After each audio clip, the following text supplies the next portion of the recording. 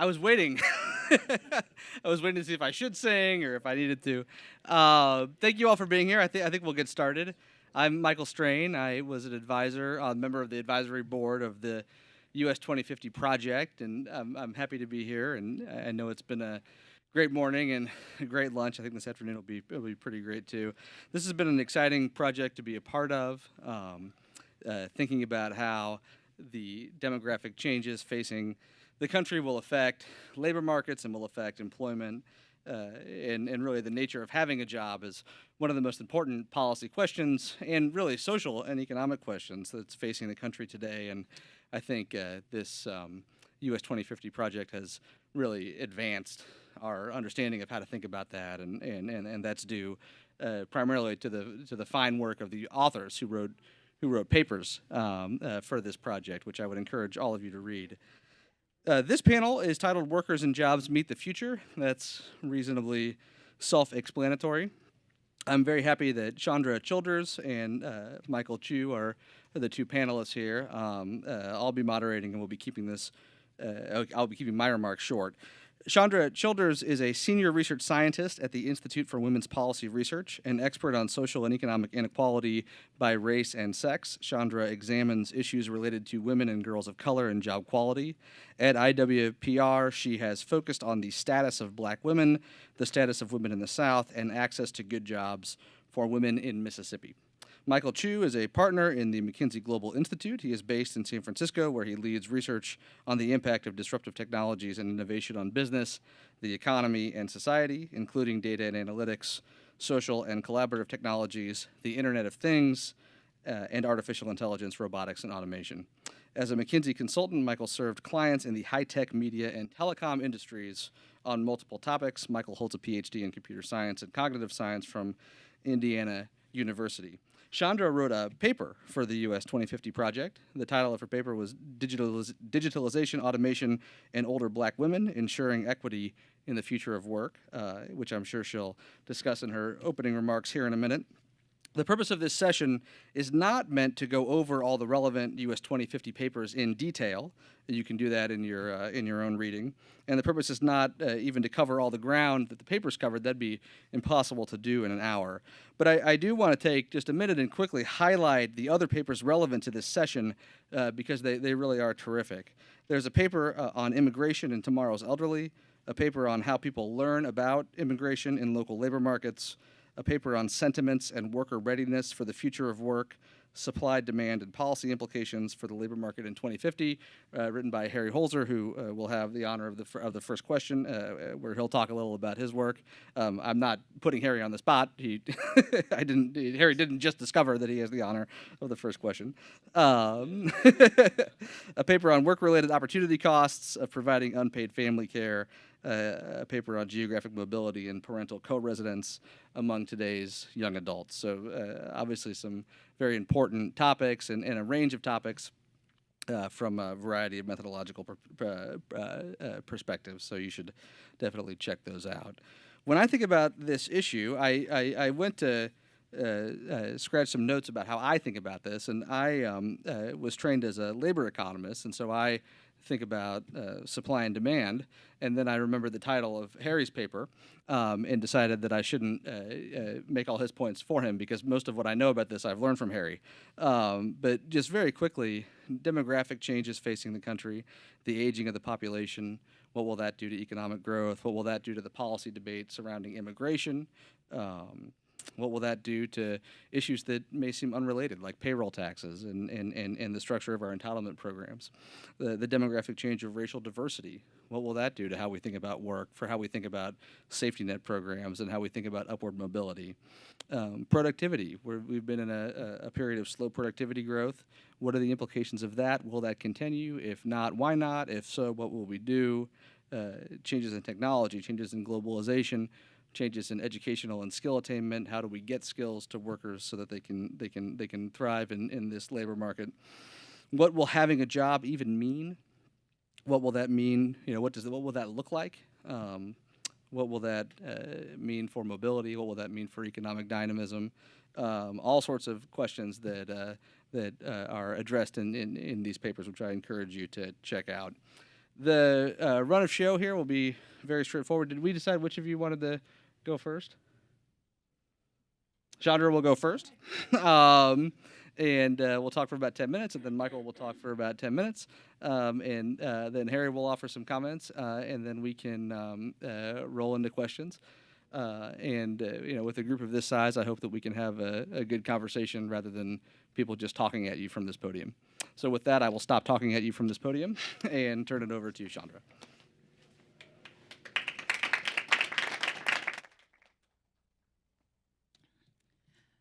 Okay, good afternoon, everybody.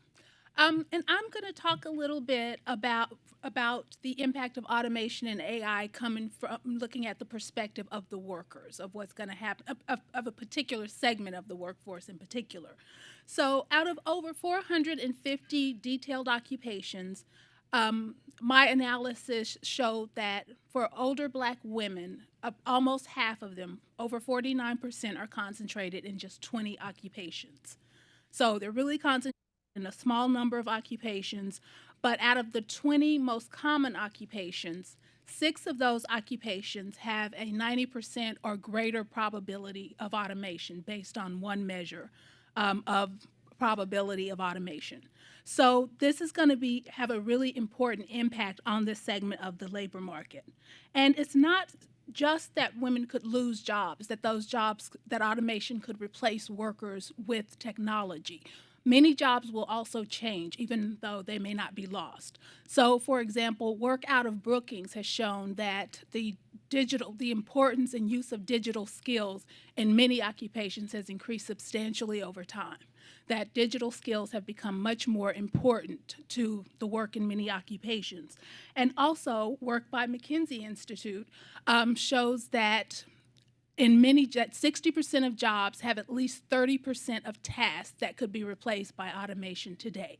So that means that we could really be looking at some change in the actual work that people do within individual occupations. But while many of the most common occupations for Black women that are at risk, while many are projected to decline, many others are also projected to grow. So, for example, personal care aide, that's one of the occupations that the Bureau of Labor Statistics projects will add the largest number of new jobs over the 10-year period until 2026. We also know nursing aides, nursing, psychiatry, and home health aides are also projected to add over 600,000 jobs by 2026. So these are some of the most common occupations for Black women that are relatively safe. They're projected to add a large number of new jobs, assuming they remain top jobs for Black women. The problem is both of these jobs, for example, have very low wages. So they have median earnings of $22,000 and $25,000 respectively. While the jobs that are at risk, 3 of the 6 that are at risk of automation actually have much higher wages, and they don't require a bachelor's degree or higher. So these are really opportunities. They'll provide opportunities for women generally, Black women and other women, to get access to the middle class without requiring advanced education. So what that means, or what that looks like, is that without some action on our parts, unless we actively intervene, that inequality looks like it could increase substantially going forward. So some of the ways of looking at this, of trying to ensure that our workforce is prepared for the labor market of tomorrow, and also from preventing the growth of too much inequality, some of the things that I think we really need to look at and consider how to address is, 1, improving the quality of those jobs that are growing. While there are some good jobs that pay well, that are among the most common jobs for Black women, elementary, middle school teacher, registered nurse, those jobs all require a bachelor's degree or more. So these jobs that are growing, we really need to work, 1, to improve the quality of those jobs, to raise wages, to make sure that they have pension plans so that these workers can prepare for retirement, for economically secure retirement, providing paid family leave. So we need to address that to improve the quality of these jobs. Another issue that needs to be addressed is going back to this idea of economic security in retirement. Many of these older workers don't have a wealth nest egg built up to support them in their old age. Many of them have lower earnings, so they haven't been able to build significant personal savings. Many of them, they're in occupations that do not provide them with a pension. So we know, for example, that service occupations are the single largest occupation that older Black women work in. And less than half of workers in these occupations have an employer-sponsored pension. So that gets rid of two of the three-legged stool for an economically secure retirement there. So many of them will be left to rely on Social Security. And we know that even currently, over half of elderly African Americans do not have enough income to meet day-to-day needs, that they are facing economic insecurity. So that's another issue that needs to be addressed. And the final thing I want to say is these issues cannot be left to workers alone to address them. We do have to address them at a higher level. And the example I want to highlight here is education. Education will be really important for many of the jobs going forward. And this includes not just formal education in terms of a college bachelor's degree. There are other ways that workers are upskilling, that they're gaining new skills, that they're gaining more credentials outside of a bachelor's degree. But when we do look at formal education, what we see is that Black women, white women, Hispanic women have all increased the share of workers with the bachelor's degree over time. But what we also see is that many of them are graduating with high levels of student loan debt, which serves as a barrier to them being economically secure, being able to pay off their student loans. So, for example, between 2000 and 2016,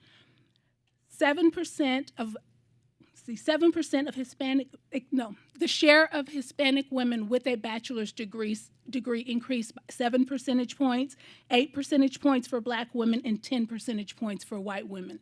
So we're seeing workers putting forth the effort, making the effort to keep up with the labor market.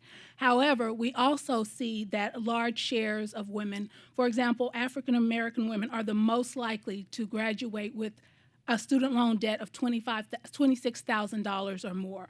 And they are also more likely to enter private for-profit schools. And that's a primary reason why they're winding up with much higher shares of debt, is because they are in these private for-profit schools, which go after not only older workers, student parents, low-income students, by promising them a streamlined process to get their education and quickly get into the labor market. However, many of the students in these schools also are either do not graduate with a degree and still wind up with high levels of debt, or they do graduate and the degree that they have may not carry the weight that the market for the market to be able to have the value that it needs in the market.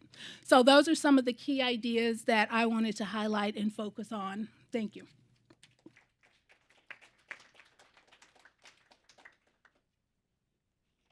Thank you, Chandra. And please do read the paper. It's amazing. Harry's paper is amazing, too, so I feel like I sort of snuck under the rope because I didn't write a Peterson paper, and they still put me up here. But let me describe a few things from our research. That said, let me preface it by a few meta lessons, maybe, that we learned as we were doing the research.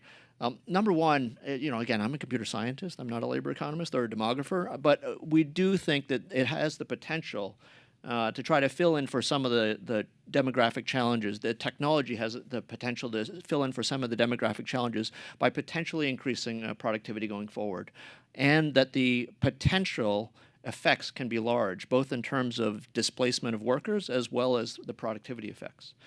Those all things being true, a couple of other things I think we'd point out. One is that the granularity of these effects matters a lot, and I'll try to illustrate that, but they include, for example, race, ethnicity, geography, which also came up in some of their papers, including Harry's. All of those things matter on a detailed basis. So again, looking beneath the averages, I think, is really important, or looking beneath the macro statistics is one. Secondly, taking timing seriously, I think, is really, really important. Where I live in San Francisco, right? I mean, VCs are running around saying completely crazy things, right? Which economists would look at them crazy, but not everyone does, right? Saying, all truck drivers will lose their job. 2 million truck drivers will lose their jobs in 3 years. And I'm like, as the kids say, slow your roll, right? I mean, let's think through how, like, there is $250 billion of rolling stock on U.S. roads, right? Please show me the $100 billion they're going to spend next year, right? So, I think just thinking through, taking timing seriously is really important. And then thirdly, I've trained in the natural sciences and some engineering, and economists love the tools, and I apologize to economists in the room, right, of the equations, right? But I just, when I work with our research teams, a little bit of humility about the fact these are not the laws of physics, right? We are not predicting the future here. And what that means is the actual effects of these technologies and these other trends that we try to model out are partly the product of the things that we're modeling, and they're many cases going to be fundamentally shaped by the choices that we make. And Chandra, you talked about some of the choices that we can make. Those things will matter too. So with those as I'll try to just return to those touchstones as I tell a story about the research that we did. We did try to understand what the potential impact of these technologies might be. And so with taking it seriously, this idea of granularity, we took the BLS occupations, but then they also have a number of different they have a lot of taxonomies, right, Erica? Anyway, we looked at the detailed work activity taxonomy, which is roughly about 2,000 different detailed work activities, which each occupation maps against. And for each of those 2,000 different activities, which BLS, detailed work activities, DWAs, that BLS lists out, we try to score it against 18 different capabilities, which potentially could be automated. Now, some of those are physical, fine motor skills, gross motor skills, navigating in the physical world. Some of them are sensory, right? So you can think about it, an activity where you need to use your eyes, you need to use your ears. If you're a chef, you might need to taste things. The ability to understand natural language, produce natural language, cognitive activities like recognizing a known pattern, developing a novel pattern, and even recognizing human emotion, processing it and responding appropriately. So for all 2,000 DWAs, try to understand what the level of capability is against all those 18 capabilities. And then we try to understand what the current state of the art is for each of those different capabilities, looking at corporate research labs, academic papers and research labs, products that you can buy from technology companies, et cetera. And just try to understand for each of those what's the current state of the art. And then just map those two things together. Now this is where you get this, somewhat, you might think, scary number, because again, in the global workforce, and again, we're humble about this, we know that we can't do this with perfection, but roughly 50% of the time that we pay people to work, they're doing activities, or detailed work activities, which have the theoretical potential to be automated by adapting technologies which already exist today.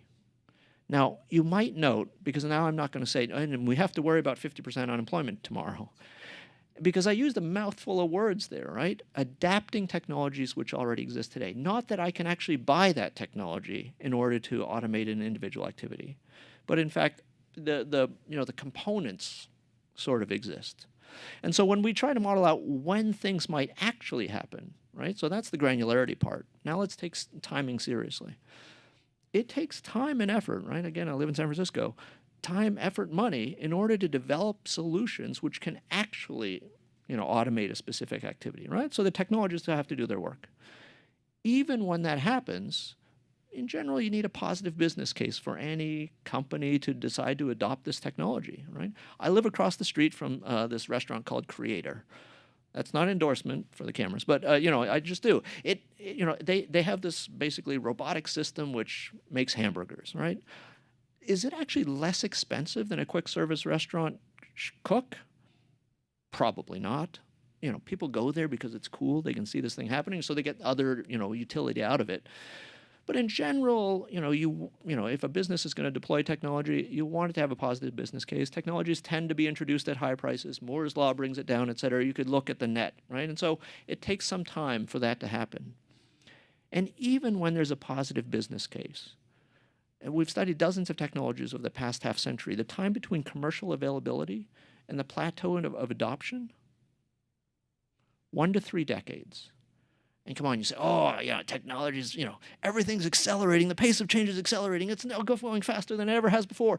Right? People say that stuff all the time. I had this grad school professor who assigned his own textbook, of course, and it was entitled "Compared to What?"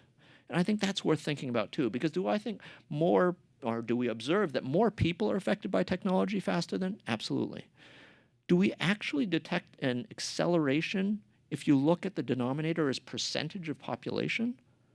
Not really. Still between 8 and 28 years. So then if you model all those things out, and we have these wide scenarios, and the wide scenarios not only because we think because we're not perfect, but also because we do think how fast these things will happen is a product of choices. But the midpoint of the scenarios we model out, when 50% of the world's work activities, time spent on work activities actually gets automated, is 2055. I mean, almost 10 U.S. presidential terms from now. Now, we have a scenario 20 years earlier, a scenario 20 years later. And even at 2030, I think a lot of people throw out 2030, and we've been misquoted a little bit on 2030. 2030 in the U.S., the midpoint of the scenarios is 26%, not 50, 26, right? Which is a big, big number. But I think taking timing seriously matters, because that's a big difference in what might happen. And if you look back in history, it's not that much different in many ways. So I think all those things matter. But then just getting back to the idea of choices, right? We also have modeled out the potential if we don't change our wage rates of increasing inequality. But what we choose to pay people is a choice, right? And we know that because we look at other countries, and in fact, same occupation, same activities get paid differently. And so I think, and by the way, some of these things don't happen unless we invest in the technology, deploy it, all those sorts of things. So I think, that we have lots of human agency here in terms of what might play out. But we have to keep the granularity in mind. And Harry's got lots of great stuff about geography and all other things in that paper. Again, highly recommend it. And also time periods, because things really do take time. Thank you. Okay. Michael wants economists to be more humble so we could have a good debate about whether that's possible. But instead, I'd like to turn over the floor to Harry Holzer, who's a professor at Georgetown and an author of one of the papers, to make some comments and to react to what he's heard. Do we have microphones for the speakers, or are they just supposed to? A microphone is coming.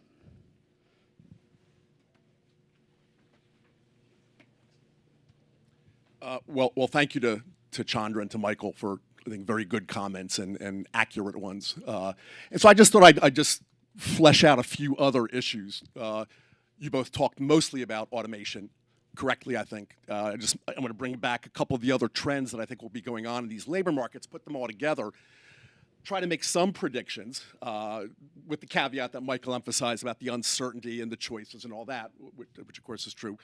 We still make predictions with big standard errors around them, and then put some policy things on the table, I think, for us all to discuss. So I think the trends will be, so on the supply side, it's the demographics, and we're mostly familiar with that.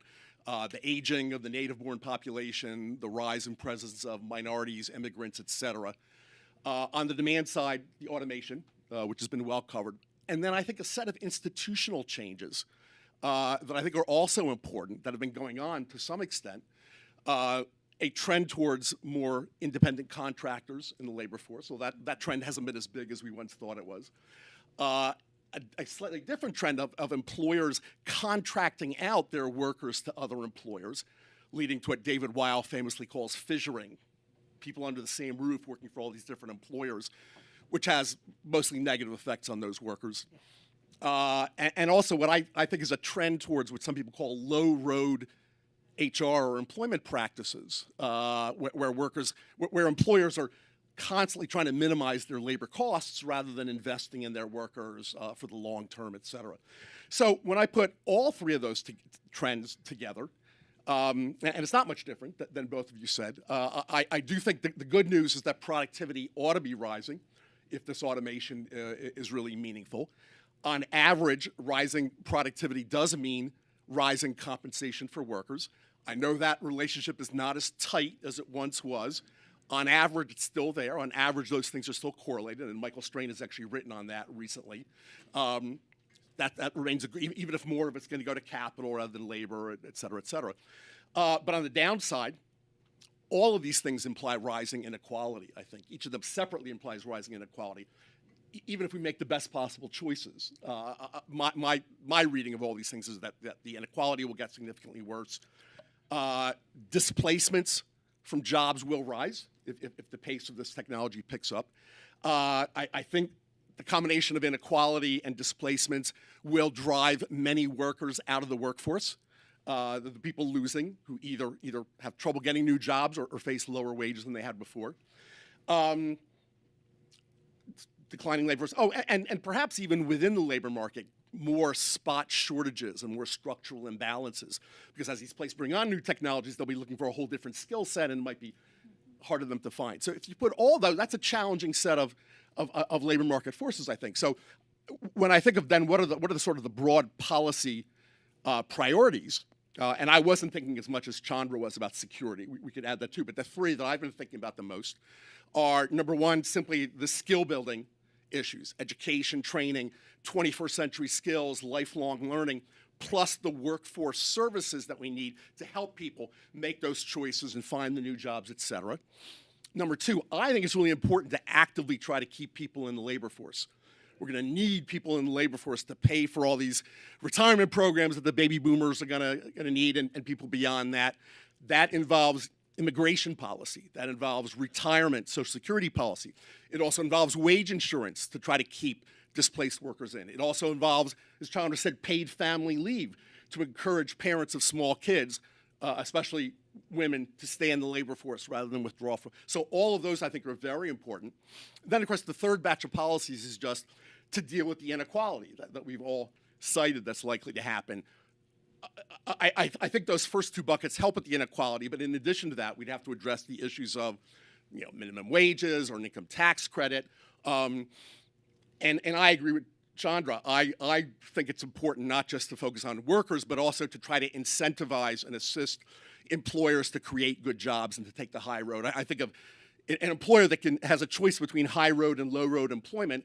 If you believe that on average they could get the same outcomes either way, then the high road becomes a public good. And we ought to be subsidizing and encouraging that public good in a lot of ways. I think it's something conservatives and progressives can agree on.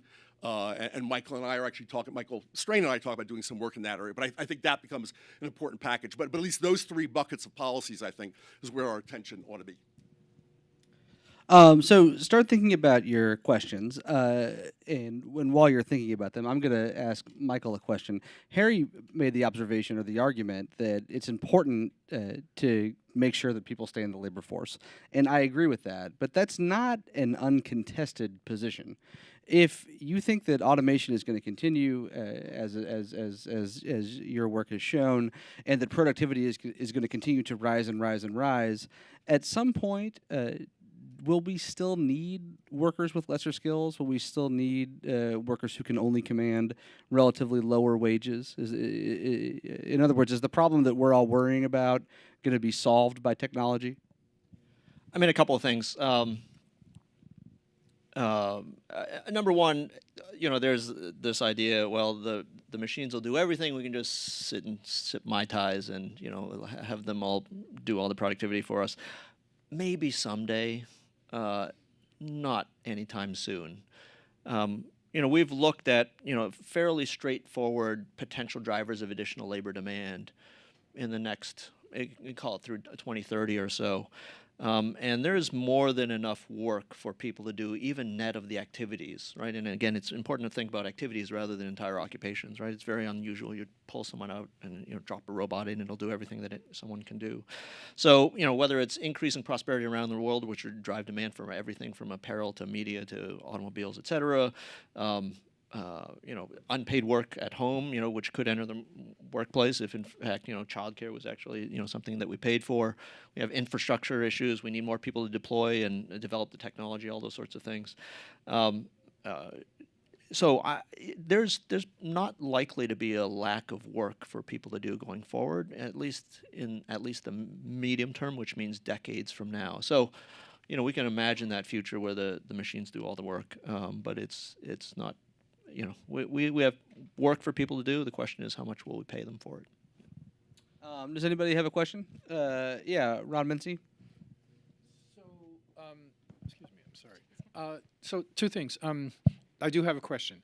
But I'm working in a 6-site project that the intention is to increase post-secondary education for men of color. And one of the nonprofits that's in the mix, I look at this effort as workforce development, or really getting them to enter into the labor market in the first place, because for men of color, the labor force participation rates are scarily low, and putting them in the position where they can scale up over time in terms of their skills. But the pushback that we got from one of the community-based organizations is that we're not interested in the traditional kind of workforce development the way you labor economists are thinking about it, because that only puts these young men on a trajectory for jobs that are going nowhere. And so my point is, in the broad discussion of automation and where it goes, we really need to figure out how to translate the rapidity that you're talking about, because many people working with populations on the ground think that what you're talking about is within the next decade, not the next 10 decades. And they are really pulling away from the kinds of school to work, the kinds of training that puts skills and career development and post-second and college degrees as if they're saying they're programming people of color for jobs that are going nowhere. And I was just startled by this and couldn't figure it out. But my question is, your statement really says that we need to do sort of workforce development, wage policies or policies that increase wages. But isn't it true that if we do that, the places where you get automation is where labor costs are rising? All right, and so there's sort of a chicken and an egg concern here, that if we, through policy mechanisms, not trying to increase disposable income, but wages, right, and other dimensions of labor costs, that is what drives up the cost of labor. And where you're going to get automation is where employers see labor costs rising and then trying to replace expensive workers with machines that can do the same job for something else. How do you respond to that, the second part of it? I mean, we should have a lot of robotic vice presidents then. No, I think your point's completely fair, right? I mean, look, why are we trying to automate all the people that we don't pay very much to? Anyway, I think your point's fair, right? I mean, as wages go up, that does increase, the benefits to automating those activities. At the same time, it's surprising how hard it is. Like, we're amazed by the headlines about what the machines can do, and yet it's still, there are a bunch of things that, fabric is really hard for robots to deal with. The sobots, they don't work very well, right? The autonomous vehicles don't work very well at night or when there's snow or rain and all those sorts of things. So I think your point's fair, right? There's some balance where, when you increase the wages high enough, that increases the incentives. But I don't know. I think a lot of us are mourning the passing of Kruger, but we've discovered things, right? That increasing the minimum wage doesn't necessarily decrease employment in the same way that some people worried about. So again, I think thinking through the timing and how those things might happen, it's I think you can be too categorical about it. If you raise wages, the robots will come. Yeah, on the margins that might be true, but the difference between 12, 14, 16, $20 an hour, it's unclear when the robots come, right? But I'm sorry, because I'm not just talking about wages. I'm actually talking about labor costs. So if you increase family leave, then you're not only increasing cost per hour, but cost per person, and that will drive up the incentives for automation. So I think we have to be thoughtful about the way we get here. So, Chandra, one dimension of Ron's question is not so much that these jobs are going nowhere because they'll be replaced by machines, but instead is that these are just bad jobs. These are kind of dead. You hear the phrase "dead end job," and there seems to be a growing concern that those types of jobs are jobs that are not preferable to just staying at home and not working, and B, that they're growing in number. Do you have any thoughts on that issue that's related to some of the issues in your paper? Well, I want to kind of speak a little bit to even as when I was talking about wages, I was focusing in on a specific set of occupations, which are occupations that I think it would be difficult to automate when you're thinking about home health aides. So I was talking about a very specific set of occupations that are growing, that I think it really will be important. I think automation can help make those jobs better, but I do think that if they're going to become such a larger share of all jobs, they do have to become better jobs. Okay, and then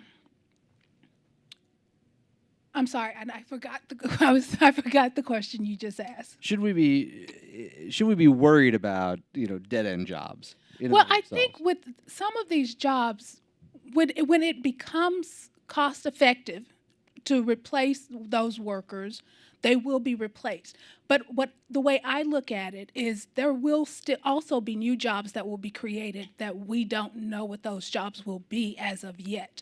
And that's why I think it's so important to focus on skill building, on educating, on preparing workers for the jobs that are coming. One of the things we see, there are, some of our large companies, they're already realizing like their worker skill now is not the skills they're going to need from their workforce coming up. And so they're providing their workers with opportunities to go ahead and start preparing for those jobs that they see coming. That's something, when I say can't leave it all to the workers themselves, that's something that companies know where they're going. They know what they're doing. They know the skills they're going to need. So they can take those types of actions. In talking about rewarding, when it becomes a public good, when companies do the right thing, then that's a way we can use public policy to work with companies to begin to help prepare these workers for what's coming in the future. And so for me, I think it's less an issue of worrying about the dead end jobs, because once that becomes beneficial and cost effective, that change is going to come anyway. But I think what we can do, because this is not going to happen tomorrow, it gives us time to prepare. It gives us time to try and get ahead of that and begin to make sure that that all workers have the skills that they need in order to prepare for that future of work. Can I just make a request based on one of Chandra's comments? Right, you hear this thing about kids born today. 75% of the jobs that they'll experience haven't been invented yet. And I can find no evidence. That seems like complete. I mean, the only rigorous study is from Jeffrey Lim. I think he was at the Atlanta Fed. It was closer to like 1% per year or something like. It's much smaller. Anyway, if any of the economists in the room can find evidence of this. Oh, we can find evidence of it. Yes. I have a question. I really appreciate the textured look that you've been giving to this kind of transition. One thing I want to surface here is as the transition happens over a number of decades, there are clearly going to be people who fall out of the labor force for whatever reason, aging out, just not able to keep up, et cetera. And my question is about what are the healthcare cost implications of those people dropping out of the workforce? And the reason I raise that is that given the fiscal, the way in which healthcare is really going to occupy a greater and greater proportion of our fiscal ability, I'm wondering if you have thoughts about the level of the number of people who are likely to drop out and need that kind of support, and B, how will we generate the kind of political consensus that we might need to keep those people well covered from a healthcare perspective? I think for me, I'm really uncertain as to, I completely agree with you. There will be people who are going to fall out of the workforce either because they don't have the skills for the new jobs, or their jobs change in a way as we see the population aging and getting older. I'm not sure to what degree. I can't find any consensus on how many jobs are going to be, how quickly they're going to change, how many are going to change, how many are going to disappear. So there definitely will be that's something we're going to have to deal with sooner rather than later, because that is, again, we've got the boomer generation, retiring quickly. And I think as people do fall out of the labor market, you get a lot of other behaviors that would lead to more demand for health care rather than less. And I honestly wish I knew how to get the kind of consensus to do what we need to do. already. I do not know how to do that in this political climate. I do not know what to do with this political climate. We didn't have another way to model out the labor force participation rate, and but we did find it to be a good driver of jobs. But I think, as you talked about the fiscal challenge, we need a lot more productivity in healthcare. So okay, I guess I've got the mic, so I'll use it. But anyway, my question is, which we haven't addressed explicitly yet: how important are data, official statistics, in getting to a good outcome in 2050? I mean, how important are they, and what would you prioritize? Yeah, how do we get it? Thank you. You don't have a background in this field, do you, by any chance? It's absolutely vital, right? And again, there was that National Academies report saying we need more. Look, even the traditional data is, we could do better at, but there are a number of other things. What would we prioritize? I mean, I think one really interesting set of challenges is, and again, the labor economist, I don't know if it's skills or competencies or credentials or what have you, but if we actually want a labor market that operates at a level of granularity, there's granularity again, beneath a level of multi-year degrees, then we'd actually need data around those sorts of things in order for that to work. So as the other person with the mic, so I wanted to ask for the panel's thoughts about what I'm going to call the lumpiness of these issues. Chandra reminded us that the trends related to technology, but also other trends as well, are not going to affect all demographic groups in exactly the same ways. They're going to affect different demographic groups differently. That's also true geographically. And Michael reminded us that we shouldn't make automatic assumptions about the timing. So my first question is, am I correct that there's some evidence that there's a faster transition, at least in some industries, for some types of jobs during a downturn? So when during the Great Recession, that we saw more transition, it was more rapid. And if so, should we expect that whenever the next downturn happens, that might be associated with a larger transition related to the technology changes as well? If so, that's likely to affect different demographic groups differentially, some more than others, some neighborhoods more than others. And it makes me wonder whether we should be thinking now about more targeted kinds of policies in addition to the EITC and the other broader based ones. So I'd like to hear the panel's thoughts about some of these aspects of the lumpiness in timing and in terms of the concentration of the effects. Yeah, I do think that during economic downturn, and just looking at one of the reasons in looking at the occupations that older Black women work in, so like secretary and administrative assistants, accounting and clerks, general office clerks, those are occupations where, again, we would definitely expect to see much quicker change than, for example, nursing, psychiatric, and home health care or child care workers. So those occupations, I think, will definitely get hit quicker.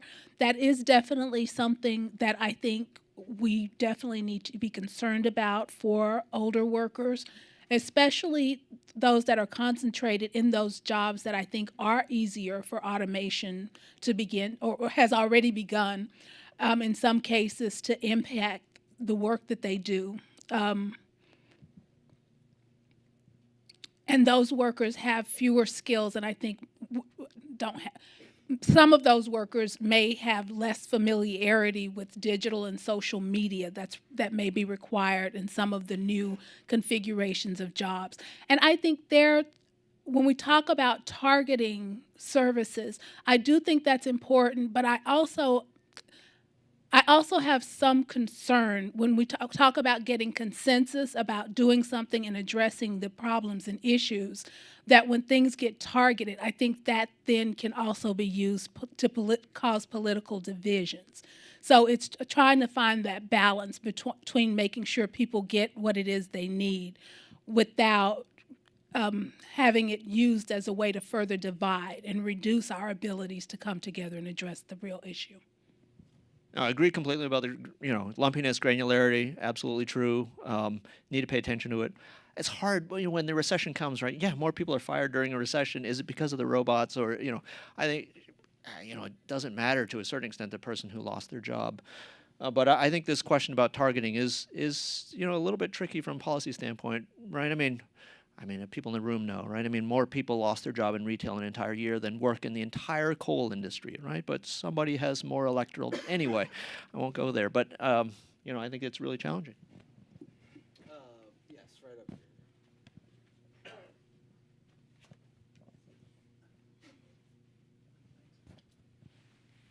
here. First, thank you both. This has really been interesting. My name is Bob King. I work in the Department of Education. I want to throw two other sources of potential challenges on jobs in our country. One is there was a very interesting book written a couple years ago by Jim Clifton, who's the head of the Gallup Corporation. It's called The Coming Jobs War. And Gallup surveyed public opinion in every country in the globe. Took them 7 years to do it. They concluded that what people wanted most in literally every country was a job that consumed at least 30 hours a week and by implication produced enough income to not need a second job to support a family. They then did some sort of assessment and said there's about 1.2 billion jobs in the world that meet that definition, but there's about 3.2 billion people who want them.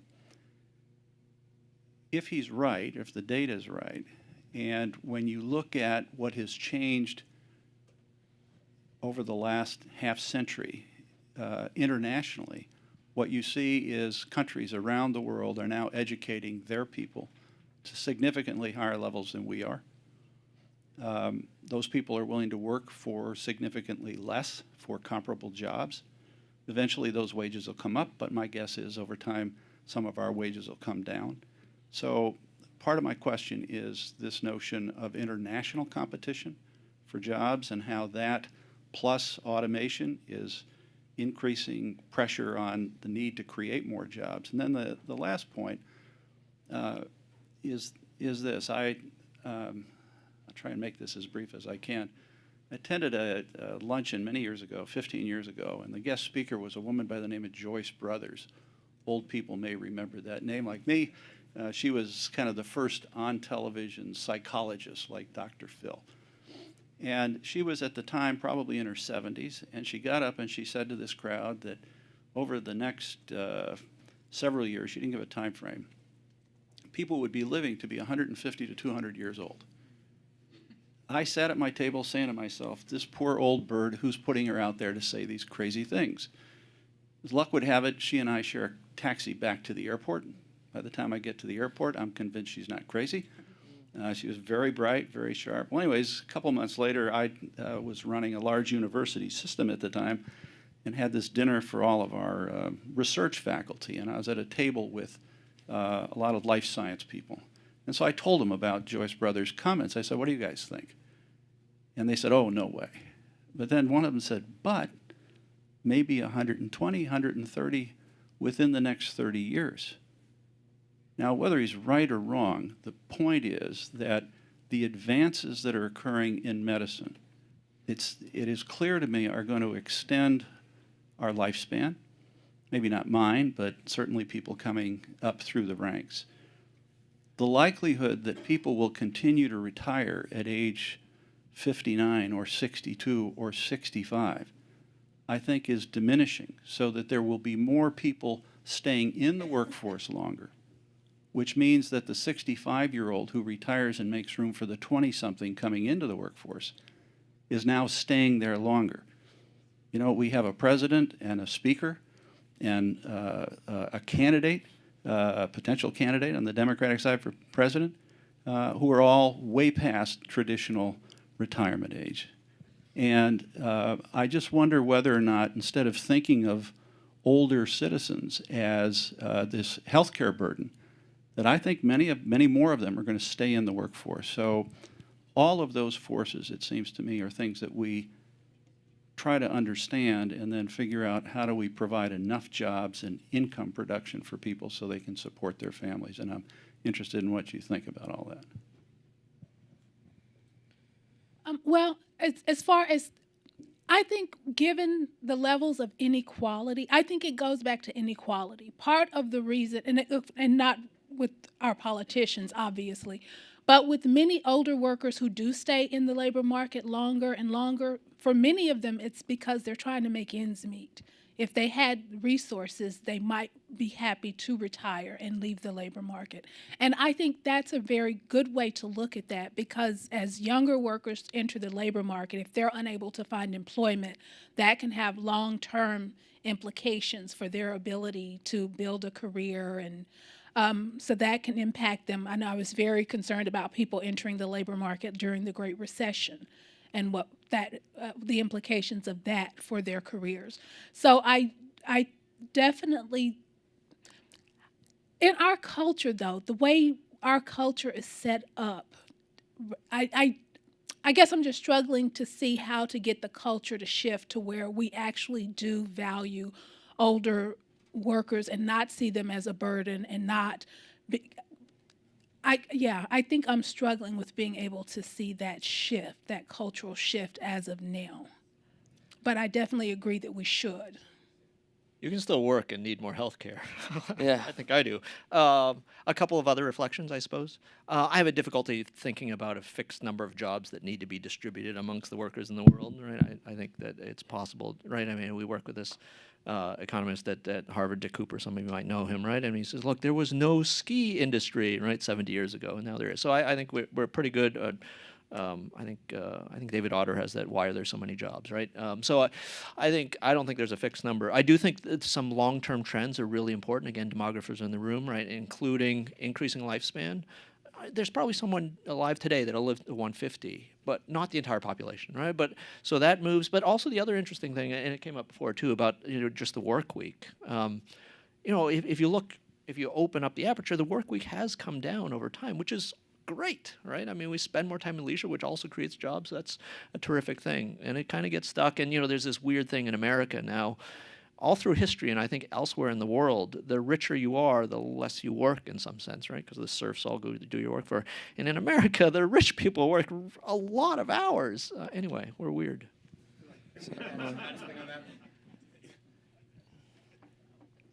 Following up on Michael's point about there's not a fixed number of jobs, if we're more productive, people have higher incomes, they will spend more. That will create demand. If we're living longer and working longer, people have higher incomes, they'll spend more. That will create demand. If countries overseas are getting more and more of these demand and they're growing, they'll have more income. They'll spend more of it on our products. That will create more demand. I mean, this is sort of the Luddite fear. Yeah. That, but it's never happened because all these sources raise people's incomes, raise their spending, and then new jobs come out of that. So I think that's inherently how the economic process avoids those really bad scenarios. Generally agree, except the Luddites were not wrong, right? I mean, their wages were depressed for decades afterwards. I mean, the only time it happened was in the 24th century under Star Trek. And even then, people basically volunteered all the time. I want to shift gears just a little bit. So our survey we did on future work for US 2050, we were looking at different racial sentiments of groups. We specifically looked at attitudes around technology, right? Older workers have a general negative attitude compared to younger workers.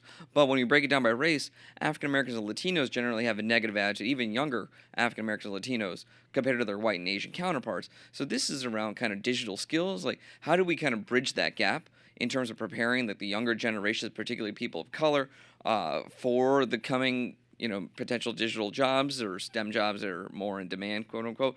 But also, there's this other piece that Ron touched upon that we've been hearing from partners on the ground, that even when you get folks into these jobs from training, the lack of sensitivity training or cultural sensitivity around there, the retention rates are not as good, right? So we're trying to do an aggregation study on training outcomes.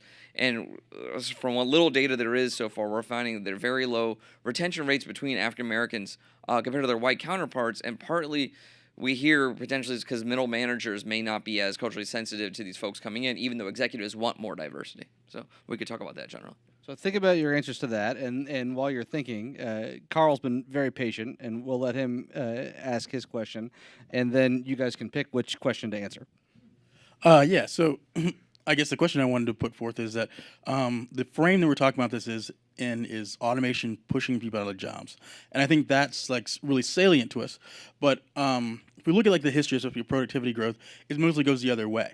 That like people leaving jobs or a scarcity of workers like pulls technology in, and that makes sense because like the business case is always there. If you can't find your workers, it may or may not be there if you're trying to get rid of workers, and so I think that probably changes like how it is. So I guess I wanted to challenge Michael's thing.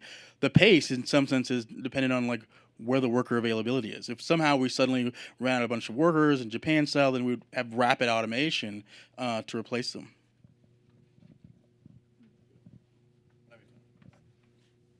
Whichever he wants to start with, whichever question you'd like to answer. Okay, well, I'll start with this question. I think that's a really important thing because one of the problems I think is that I don't think we focus enough on the cost. For example, you're looking at it from the perspective of we get them trained and we get them in there, but because of cultural insensitivities, they wind up quitting or otherwise leaving the labor force. And I think from the employer perspective, I think a greater emphasis on, for example, the cost of recruitment, the cost, what it takes to hire a person. I think when that value becomes, I don't think we emphasize that value enough because I think it's required for employers to understand what the potential costs are to them for not being able to keep well-trained workers who are steeped in the company culture, who, has the skills that are specific to that firm, whatever, that they need, which would then, I think, make it easier to make the argument for ensuring that they're investing in the training and so forth to adapt. I know we ourselves are undergoing, we're working with diversity trainers and, but I think that's something that it becomes more important once you realize the cost that brings to your company. You meant tech jobs. Is that basically right on where? Oh, not jobs in general. Yeah. No, I mean, look, I spent a lot of time in the tech industry. Diversity, inclusion, whether it's gender or race or ethnicity, is charitably a significant challenge. It's a disaster, right? I mean, there's just there's so much work to be done. I think I think there are all kinds of ways in which you can create a business case for the machines doing work. Part of it is, if you don't have the workers. Although, Dave and I have talked about this as well, right? People say, "Oh, we don't have enough skilled workers." Oh, why don't you pay more? And then suddenly workers show up sometimes, right? So there's a little bit of that happening. But yeah, I think that said, right? I mean, my colleagues, who are serving clients, some of our clients, do look and say, look, we can save a lot of money if we let these workers do work elsewhere and, the machines go and do some of that work. So I think there are all kinds of ways to make a business case. Okay, I think, is that clock accurate? Do we have to obey that or can we ignore it? We have to obey it? Okay. Well, thank you all. We have to obey the clock. The machines are controlling this session, and soon they'll be doing all of our work for us as well. I thought this was a great conversation. I'd like to encourage you again to read the papers, both of the authors that have spoken in this session, but of the other authors as well. And thank you all again for being here today.